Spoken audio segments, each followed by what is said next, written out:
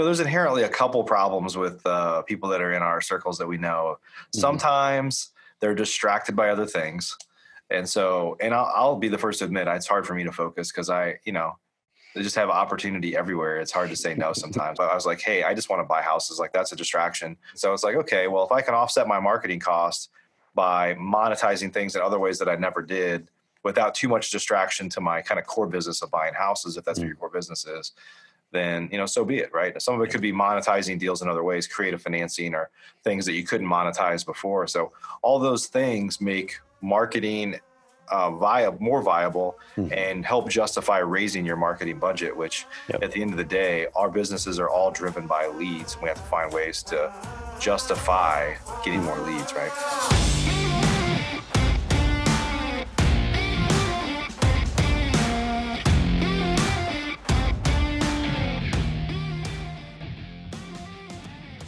What's up, y'all? Trevor here, coming at you with Carrot Cast. I got my warm, cozy, wrong one. I'm looking in the mirror on my video. Got my warm, cozy Carrot jacket on. It's starting to be winter here in Oregon, but I've got an amazing guest on with you. And actually, my son Colton's just walking in too, so you guys will be able to meet Colton my first time, or you guys' first time possibly. But I want to reintroduce you guys to a guest and a friend of mine. He's been on the Carrot Cast before. He was on the Market Leader Summit that we had this last year and a bunch of other stuff. Mike Hambright. Mike, welcome back to the Carrot Cast, man. Hey, man. Glad to be here. Thanks for having me. Dude, so I'm pumped that we're hopping on here because for several reasons. We're going to be talking about a lot of things that are at the top of your mind and really building network and how do you make sure you're plugged into the right things to make sure that as the market shifts and changes that you are plugged into the right people, the right information, the right process systems to keep you ahead of it. But you guys want to say hi to Mike? Say hi to Mike. What's up, guys? So everybody watching the video version of this, my kids just came in the office. You guys can see my 3 cute little kids. But Mike, I want you guys first, before we dive in, tell people who are not familiar with who you are and Flip Nerd and Investor Fuel and all the cool things you're doing. Who are you? What do you do right now? And then I do kind of want to break down just a little bit of the backstory before Investor Fuel and Mike and Flip Nerd and all that stuff. But who are you? What do you do right now? Yeah, it's interesting when I think of all those things, all the things you mentioned, they're all like an evolution, like they all built upon each other over time. And it was all based off of starting as a real estate investor and then around building my network, like everything just kind of grew from there. Yeah. But I mean, I like, ultimately I'm a corporate refugee, went to grad school, did all the things that I thought I was supposed to do and ended up losing a job that I loved and then went to another company and we were flying high for a while. Then the company filed for bankruptcy. And it was just kind of this time of like, man, I have all this education. I have all these great job experiences, but am I just destined to be in this corporate role where I have no control over my own destiny, And so I jumped into real estate back in 2008. So, about almost 12 years ago now, got started when the market was kind of in a down cycle or starting to trend down.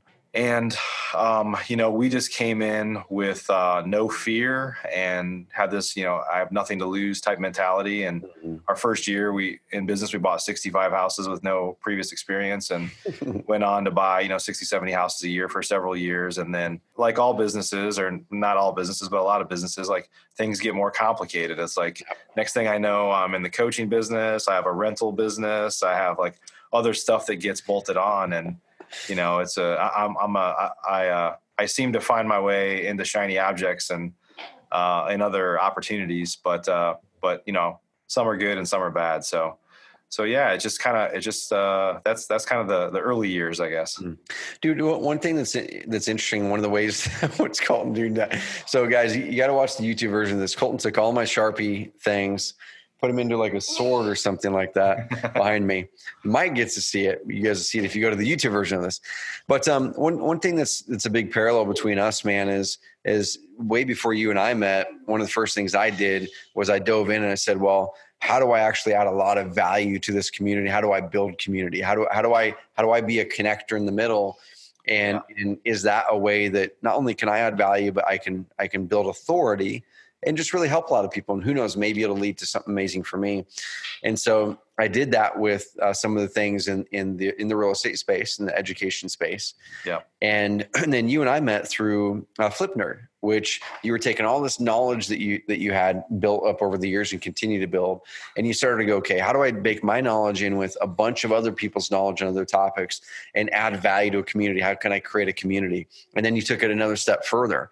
As out of that, you said, I'm really focusing broad. And I want to talk about this in a little bit, but you're focusing broad. And then you went, you know what? I think I can make a bigger impact and possibly build a better business too by tightening that circle up a little bit and creating Investor Fuel, a mastermind. Right. And so kind of how has that evolution been for you, man, where you went from being an operator on the real estate side where you're still doing deals, like you're partnering with customers and all those kinds of stuff. And I'm sure a lot of things I don't even know about. But how did you move from that, and why did you move from that to go, you know what, I want to be a person who creates and connects community? Yeah. Where's that going to go? Yeah, as we were in the business for a couple of years and had done quite a few deals at that point. I guess, over 100 deals at that point. And honestly, the business has started when it went from like, survival mode, right? Like this business has got to work. I don't have a job. My wife left her job. We have a new baby, like all this stuff. Like we got to make this work. Yeah.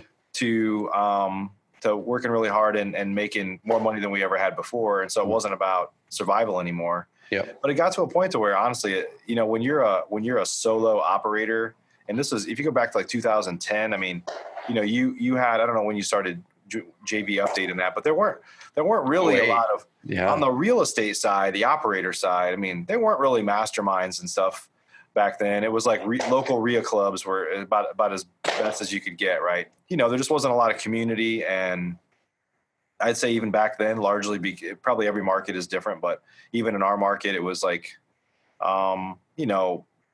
very fragmented. Like there's not a lot of community. I mean, there were events, but it didn't feel like community. It just felt like a bunch of people showing up at a place and everybody thinks somebody else is going to snake their deal or whatever, Exactly. And so anyway, I felt, when you're in corporate America, there's like always birthday parties or happy hours, or there's always like social events. You're around a lot of people. I work for a big company, so I'm in an office with like thousands of people, to like my wife and I in some like little rinky dink office in the middle of nowhere, a town that we would never be. We were there because it was cheap rent. So we're kind of in, the low rent district, if you will, in a strip center somewhere, and it just was a little bit lonely. So I started doing these rehab sessions where, I started by being a sponsor at a local RIA club. Mm-hmm. And then I was like, you know what? I'm rehabbing like 5, 6, 7 houses at any time. What if I just invite people to come like watch us rehab a house and they just meet me at the houses? And so we started doing this thing. I kind of called it Rehab Live. I'm like, it kind of went like this, like meet me at the house 3 times before we've done anything, like usually the day of closing. Then let's meet again in 2 weeks when we're halfway through. And then let's meet again in 2 weeks when we're done. Gotcha. Just kind of sit around and talk about it. And it was entertainment for some people. And it was, educational for some people. And if I had the knowledge I have now, it would have been even better. But even at the time, it was a way to raise money. It was a way to like find coaching students. Cause they're like, how did you do this? Well, can you show me? Can you teach me? And like, well, that wasn't necessarily my intent when I started off to do it, but there's just things that came out of it. Yep. So that's one of the things that I've learned is like, sometimes I do these things. I try to add so much value and connect people and do all these things. And I don't expect anything to come out of it, but I know that if I do that consistently, good things will happen. Mm-hmm. And so, dude, one thing that's been really valuable for me, and I think it's critical for your real estate investors and agents listening to this too. So we have our Carrot Camp event, right? We started a few years ago. It's very small, 15 people max, and we'd love to maybe make it a little bit bigger. But one of the things that is really interesting is these are high level investors and agents who come in and they don't have networks back home that they're plugged into. It's like, It's almost like there's a whole massive group of entrepreneurs in general, but in this case, investors and agents who are kind of like isolated away in their business, where it could be a solo operator, could be just 2 of them, but they're not really branching outside of that really, really small, tight circle and getting to know other people, share their struggles with others who are going through similar things. Share the successes. I mean, there could be one tweak that someone takes away from an investor fuel, as an example, that they never would have thought of. They never would have asked someone for, but someone else with a different perspective comes in, sees it from the perspective because they've lived through that, and says, well, why are you guys doing this? Or you guys should tweak this, and completely changes their business or adds revenue on. What are you finding just through running Investor Fuel and Flip Nerd and just the community that you're a part of? What are you finding is like a common trait with a lot of investors out there who are maybe struggling? Are they ones who are not plugged into communities? Is that an issue you see quite often? Yeah, I think, we have a lot of people that come into Investor Fuel. Obviously you're a member of Investor Fuel too, but there's people that come in and they're like a little closed-minded, and we've created this culture based on giving and sharing and just being like, wear your heart on your sleeve and just try to help people. And it's, you know this, you hear people talk about it all the time. Like April Crossley did this show the other day with Michael Zuber, and it was a 30-minute infomercial for Investor Fuel. I mean, she was just, I didn't know she was doing the show. Yeah. She just sent it to us afterwards. And, she basically just said, like, she came into this group, immediately felt welcome. Her business tripled in like 6 months. And it was just kind of by opening up and being around a culture that wants to give. And I think when people take that back home and they kind of lose a little bit of that scarcity mindset that a lot of real estate investors kind of start with, I think a lot of real estate investors do. Yep.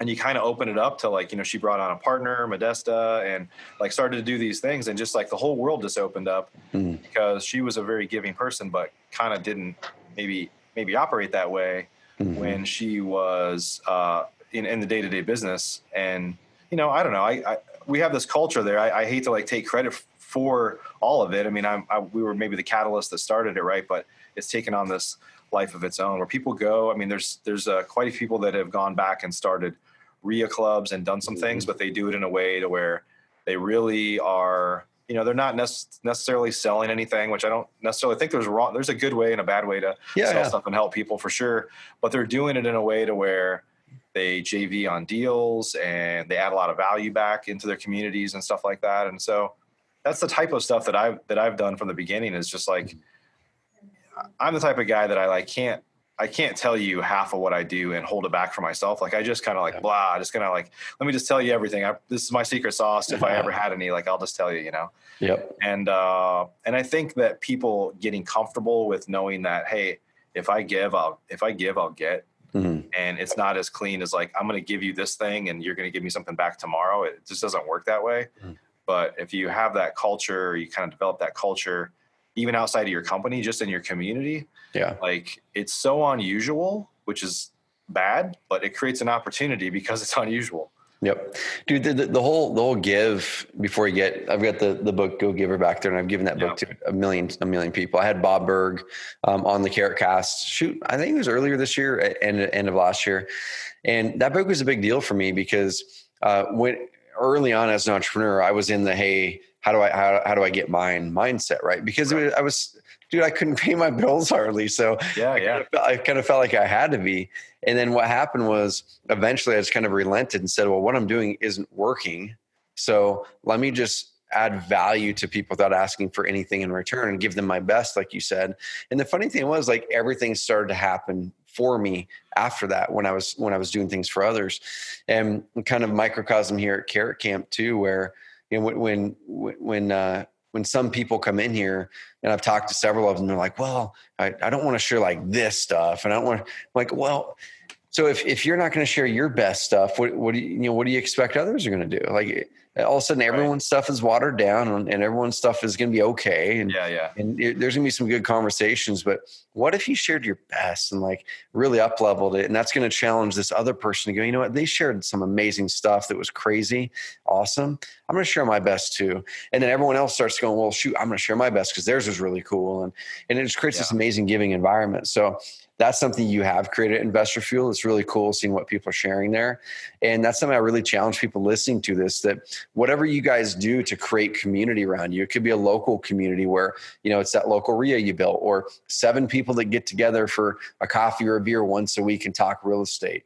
Or in my case here, at the loft, we have a bunch of people who rent from me that are entrepreneurs. We get together once a month for 90 minutes, share our best, share our worst, and help each other out. And I think it's really valuable. And so that's a biggie that I want people to learn from you and from this is, number one, guys, don't hole away and isolate yourself, especially when a market's going to be starting to change, because you need to be plugged into the smartest people who can help you through it. But number two, share your best when you have a chance to share with other people, because you're going to get the best back.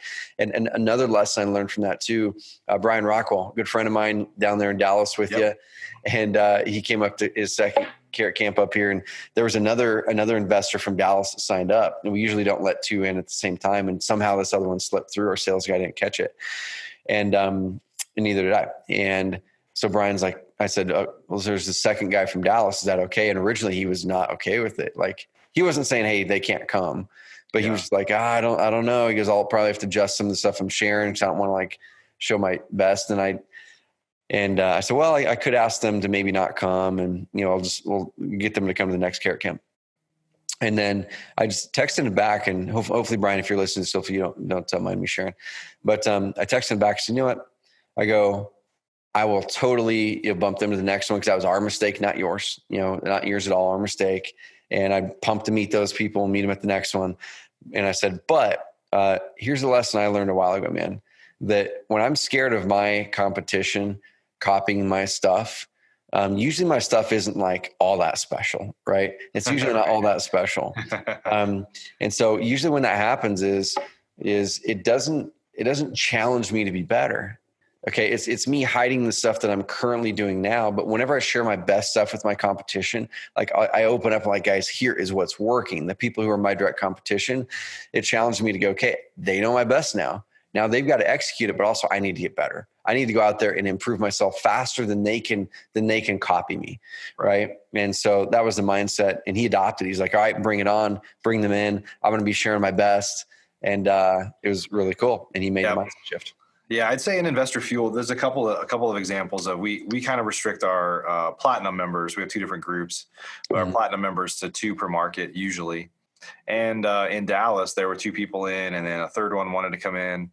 Well, the 2 people that are members, and we do it to kind of protect our members. We don't do it for our revenue model. Like, I'd love to, I bring 20 people in from Dallas from a business standpoint, but those 2 members came to me and they lobbied to bring a third person in. And then the 3 of them came and lobbied to bring a 4th person in, because they're like, we do business together. We're friends. Like, why wouldn't I want them here? It was really cool, And I was like, hey, this is for you guys. So if you don't mind, that's cool. So same type of thing. Yeah. Eliminate the scarcity mindset. I mean, 2 of those. So Jamie Woolley and RJ Bates and Cassie. I know they joined forces in business even after the last time I saw them all down there. It's like, man, guys, eliminate the scarcity and join community even tighter. It's just a big deal. I love it. Yep. Dude, so what are you seeing right now at Investor Fuel? Because you have a chance to plug into hundreds of the top investors in the country. Yeah. What are you seeing right now that they're seeing, that you're seeing, that out of this community, because of the shared knowledge that's happening when you create community? What are you guys seeing that you're starting to guide other investors to get ahead of as the market's starting to shift? Yeah, I think some of the big themes are, it's like there's very little, like I think some people will say, for example, direct mail doesn't work anymore, so I stopped doing it. Mm-hmm. The truth is the way they were doing it doesn't work anymore. And so over the past year and a half, you've seen a lot more about stacking lists, about people used to just go buy lists, and now they're more likely to find ways to go get the data themselves. So it's fresher, newer, probably less errors and stuff like that. And so it's really people becoming better operators ultimately. I mean, that's the big thing, right? Is how to not, I mean, for a long time, the margins are so high. You and I have actually talked about before the fact that what we've benefited from, or what I've benefited from over the last 12 years is a very inefficient marketplace. Mm-hmm. It's getting more efficient, right? And so what do you do to get more efficient? You just have to operate better, and you have to be smarter. And our margins are so high. It was like, well, if it cost me $7,000 to buy a house and I make 20 or 30 on it, it used to cost me 4. It's like, well, it sucks, but it's still a viable business. Yep. And so part of it is the margins are so high for a lot of people that they could get a little sloppy and still be okay. Right. And so all that stuff is kind of coming into its time now of like, hey, it's time to get buttoned up. It's time to operate better. It's time to run like a real business. If you're not good at acquisitions and you've been trying to do it yourself, like find somebody that's good, because you can't waste your marketing dollars anymore. And so I think that's one of the benefits of Investor Fuel is those are the types of things we talk about. Like, how do I become a better operator? How do I build a real business here that doesn't live and die by me and my time every day, right? Dude, I want to kind of talk about the being a better operator thing, because I've been in calls recently with some really, really good clients who crushed it last year before, doing all kinds of marketing, including online. And then, around leading into this year, when we were doing the Market Leaders Summit, that's why we did it. We're like, there's going to be some things shifting, y'all. And like, what do we have to shift? And we're starting to see a lot of that materialize out. Now, I'm talking with a bunch of our investors who made the shifts and they're having their best year ever. Right. And then I'm talking to a bunch who had their best year ever last year. And they're like, what the heck? I can't, my business got cut by 80%, by 70%, by 50%. What are those things that you guys are seeing in the discussions at the Investor Fuel meetings? You guys had one not too long ago, a few weeks ago, I think it was. Yep. What are you guys seeing in those meetings that's popping up? Like, man, these things are the things people should be looking at first to tighten up. I mean, one of them you mentioned, get the list directly from the source, cut that error out, but what else? Yeah. So some of it is, there's inherently a couple problems with people that are in our circles that we know. Sometimes they're distracted by other things. And so, and I'll be the first to admit, it's hard for me to focus because they just have opportunity everywhere. It's hard to say no sometimes. You know that about me. Oh, yeah. But there are people that, there's a lot of people that are interested over the past year that are single family folks that really are interested in starting to get interested in multifamily, for example. Or they're like, want to get into CBD, or like, there's all sorts of shiny objects out there that has distracted some people. I think, depending on what market you're in, the market has shifted.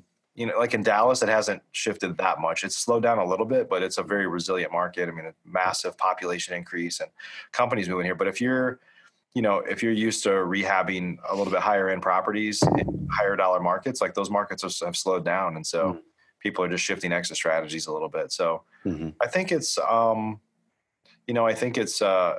the market starts to shift like this, it kind of weeds out some of the people that were getting sloppy, maybe using too much cheap money. Like, money has been easier. I know it sounds crazy to say cheap money, but you and I both have been around long enough that we know, like, money is cheaper and more available today than it has been in 12 years, Oh, yeah. So people get sloppy with that. They're just like sitting on stuff that, they're not as urgent to get rid of as they should be. And, so the market, it doesn't take much because of the value of our product, the high price point, that the market could just shift a little bit, and it really kind of cause ripples to your inventory if you're sitting on properties, so. Oh, totally. There's a few things like that going on. Man, and there's some things that we're seeing too, on the marketing side of things. So if we're talking about marketing ad spend, marketing dollars, I think in the past, 2-3 years, it was really easy for people to go, well,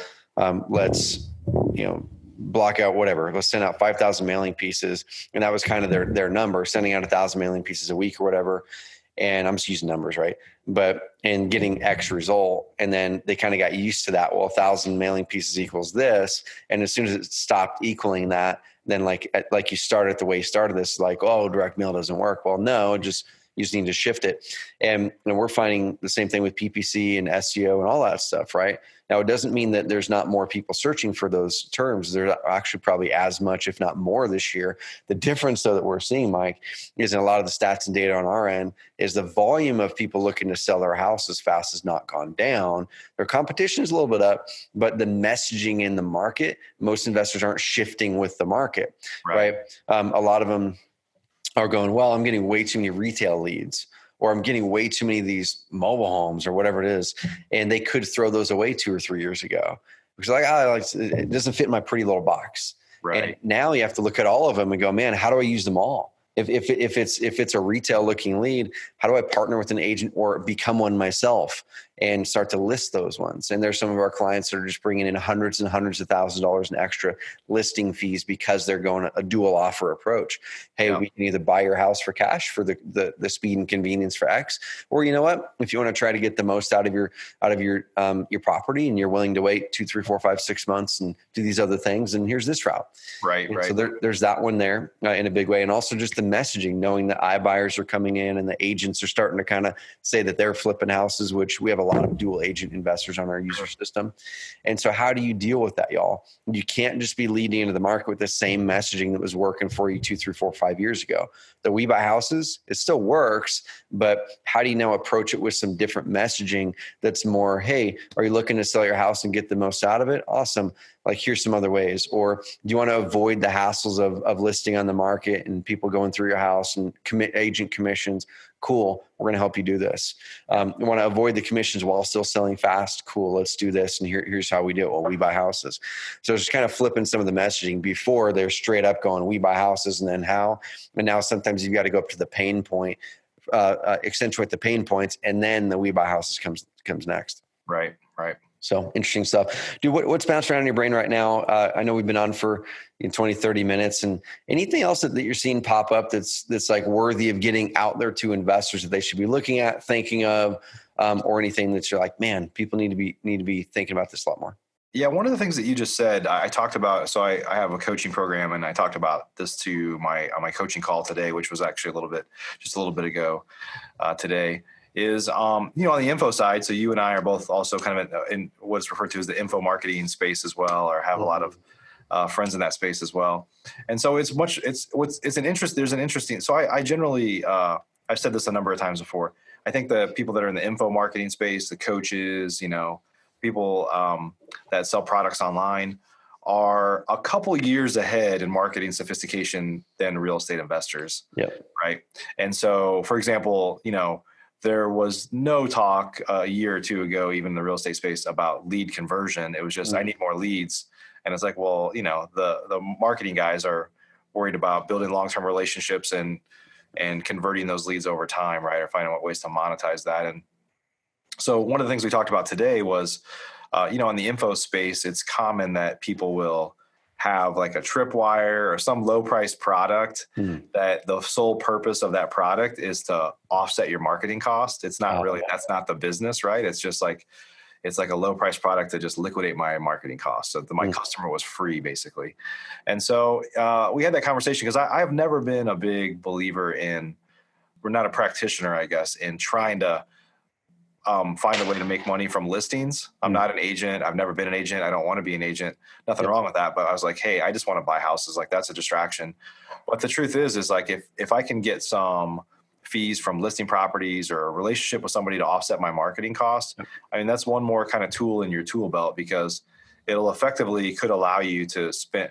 Ultimately, the goal is not to spend the least on marketing; it's to be able to spend the most. Yep. But you got to justify it, right? And so it's like, okay, well, if I can offset my marketing costs by monetizing things in other ways that I never did, without too much distraction to my kind of core business of buying houses, if that's what your core business is, then so be it, right? Some of it could be monetizing deals in other ways, creative financing, or things that you couldn't monetize before. So all those things make marketing more viable and help justify raising your marketing budget, which at the end of the day, our businesses are all driven by leads, and we have to find ways to justify getting more leads, right? Dude, it's so funny you talk about the tripwire thing, and I hadn't thought about it until now. This may be a terrible analogy, maybe a great one, but a lot of people are talking about Open Door and all those, and and at the end of the day, I think long term, it's going to be a great thing for the industry to make it go mainstream. But there's going to have to be some things that people shift to stay viable and relevant. And I'm not going to dive into this, but I truly feel that the way you do that in a market that's shifting like this is you build authority. You do it with content. You build niche authority and become the most authoritative person or company in this niche or these niches in that market where the big guys just can't compete with you on that. Sure. And then they're willing to take a different price. But a lot of people are freaked out over Open Door and stuff. And they're going, man, how are they going to sustain this? How are they going to keep on buying houses at the prices that they're doing it and holding on to all these properties? And who knows, it may blow up. But there's a lot of smart money behind it. Now, there's also a lot of smart money that was behind WeWork, and now we know how that's how that's panning out. But it's almost like for Open Door, a lot of their revenue model for the long term is not on the house buy. It's on the lending behind it. It's on all the services that go into buying the transactions, on insurance eventually, and it's almost like buying the house and flipping it for them is becoming the tripwire. Yeah. And so, yeah, they want to make money on it, but they're not as concerned about making the margins on it that house flippers are. So if you guys think about this, if your revenue model is hinging on certain model or certain margins, and the big technology companies are coming in and saying, you know what, we're willing to like not make money on a lot of these things or break even or have way lower margins. How is it that you compete against that? Right? It's like, well, shoot, the revenue model is not the same. We're trying to drive a service where our full revenue potential is on flipping this deal, and they're using that thing as a tripwire. It's almost like, as an example, for let's say Investor Fuel. Okay, let's say someone comes out like the best and most amazing mastermind in the world. That's Investor Fuels or something like that. It's like got an S at the end of it, and they somehow make it free, and they make people want to buy it, and they still whatever it doesn't cost anything, or there's something there, and they're like, their money comes on the back end where all of the money they make is on doing the deals, or all the money they make is on selling high priced life insurance policies to those wealthy people. And they may end up making way more money than the actual mastermind piece or whatever it is. I always want investors and agents to focus on that. Go, okay, what is my current business model focused in on? And what if someone came in and offered this for free, or offered this and did it at margins that I can't currently compete on? Think about that as you guys lead into the next year and you do your planning. We do that every year in our planning. We always say, what can kill us? And one of the things that we look at is like, what if someone comes in and has a better back end than we do, and they offer exactly what we have for free?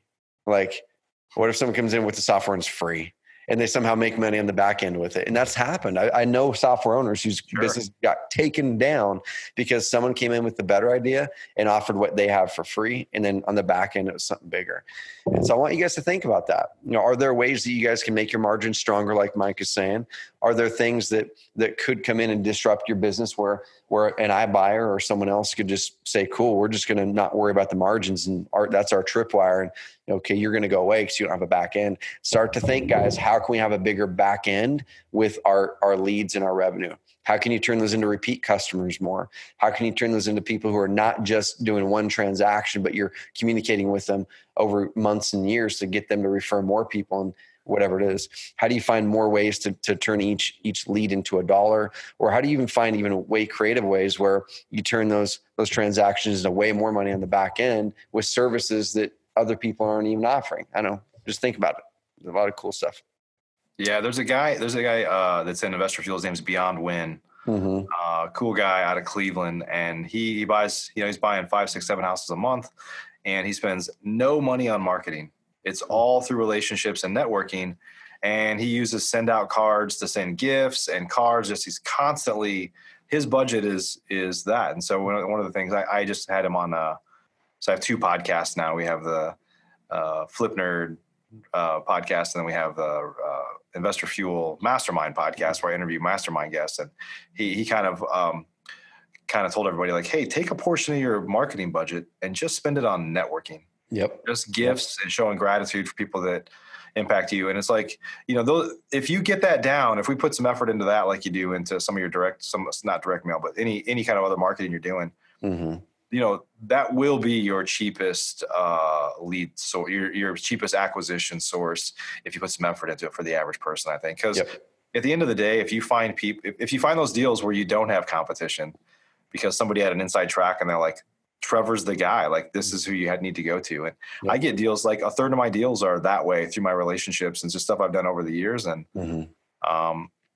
those are the most profitable deals. And because I'm not, they don't say, well, I've got 5 other offers. Like, can you beat this? And they're like, usually I bought a couple houses, not too long ago, 2 houses from one guy. And he literally said, well, I'm not talking to anybody else. And, based on the recommendation, I don't think we need to, like, you're the guy we want to work with. And so that's rare, but it's like, how can you make that less rare? Right. Yep. Dude, so a couple more questions, then we'll bounce. And I'm pumped about, people kind of connecting with you and seeing if the Investor Fuel community is their community. Because that's one thing I really do want to urge people on is it's really lonely isolating away as an entrepreneur. I've done it before. I've done it before. And that's like, it's no fun. So first of all, find something local to you for sure. Even if it's like not real estate entrepreneurs, just other entrepreneurs that you can connect with. I've got a buddy I'm meeting up with for lunch tomorrow. And Seth Bueckley, one of my mentors, we get together every Friday that we're both in town.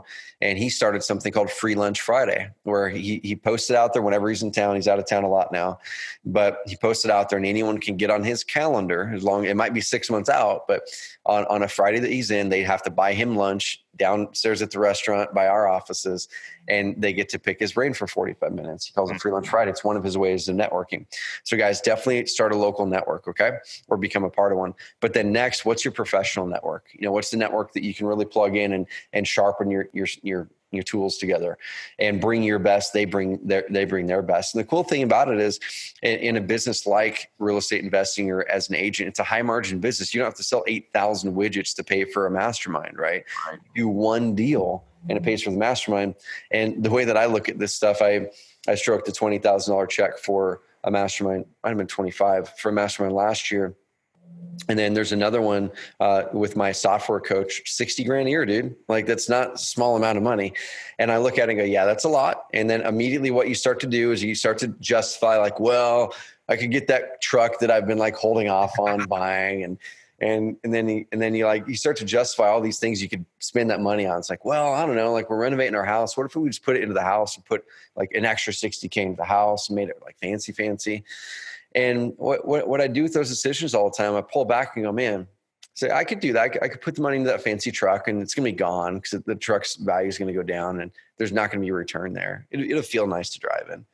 But every single time I've joined a mastermind, dude, I always get like multiples of that money back. And it's in ways that I don't expect. Like, that's the crazy thing. It's like, it's not usually, oh, I got this tip and that tip, well, every single time I've joined a mastermind, I've always got a tip that paid me at least 10x what I paid into it. But usually the quickest return was always a connection that I made.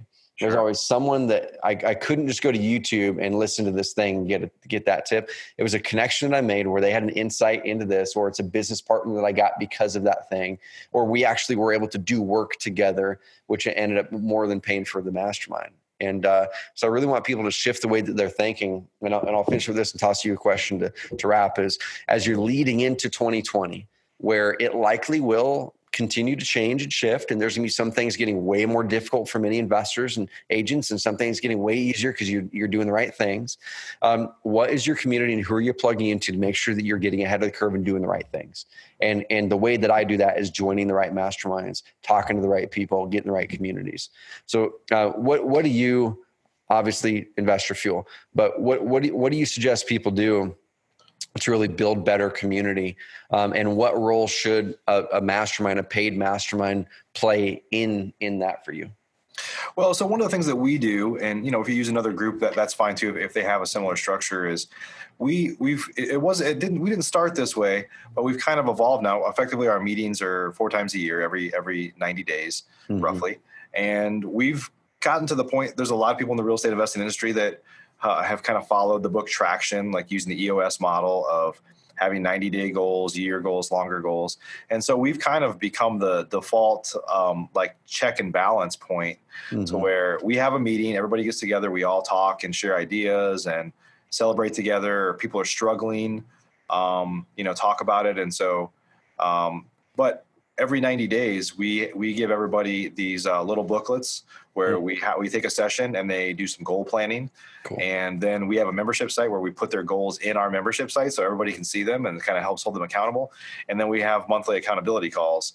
And so, sometimes if you're in a group and it doesn't do that, you have to find that mechanism to hold you accountable.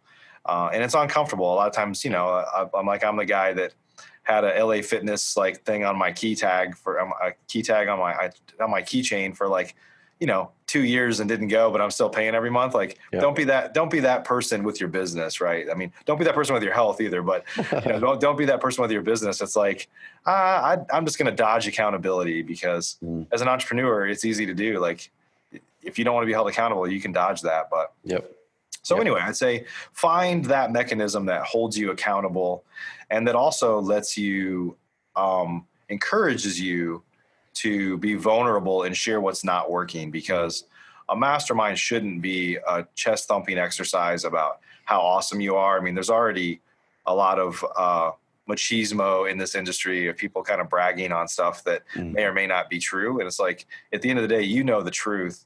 And so don't be ashamed amongst a group of friends to share things that aren't working, because if you're in the right group, those folks will lift you up and help you through that time. And I think that's the value in Investor Fuel that we add more than anything is like, hey, sure, it's great to celebrate the good times.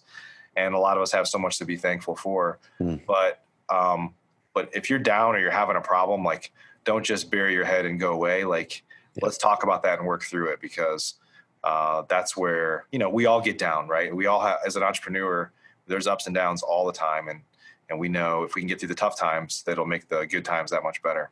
I love it. Guys, I'm part of the Investor Fuel group and family. And here's the call that I want to make for all of you guys is community has been a massive part of my life, all the way from back when I started that group in the real estate industry in 2008. That changed my life. And then joining other masterminds and coaching groups as I've gone, starting a little local one here, even in our church. We have a church community group that's just completely made it to where I'm going way further in my faith than I ever would have alone. And so I want you guys to think about, how are you going to build more community this next year? How are you going to build more community locally? And then what's your real estate investor or agent community going to look like? And how are you going to invest in it? Because you've got to invest somehow. If it's local, it's going to be your time. And your vulnerability. If it's a national group, you got to travel, you got to invest time, and you got to invest some sort of money in exchange for the value there. And so I want you to write down, as you're planning out your 2020, write down how you're going to build that community. And like I said, there's got to be some sort of local. There's got to be some sort of one that's focusing on your profession, people who are smarter than you, and then people that you can pour into as well, that you can help grow your business. And if Investor Fuel is something that you're interested in, go check it out. We have a link in our marketplace. There are preferred mastermind in the real estate investor industry, or you guys can go to carrot.com/fuel, carrot.com/fuel. If that doesn't work to redirect over to our marketplace listing, then it will by the time this is published, but carrot.com/fuel.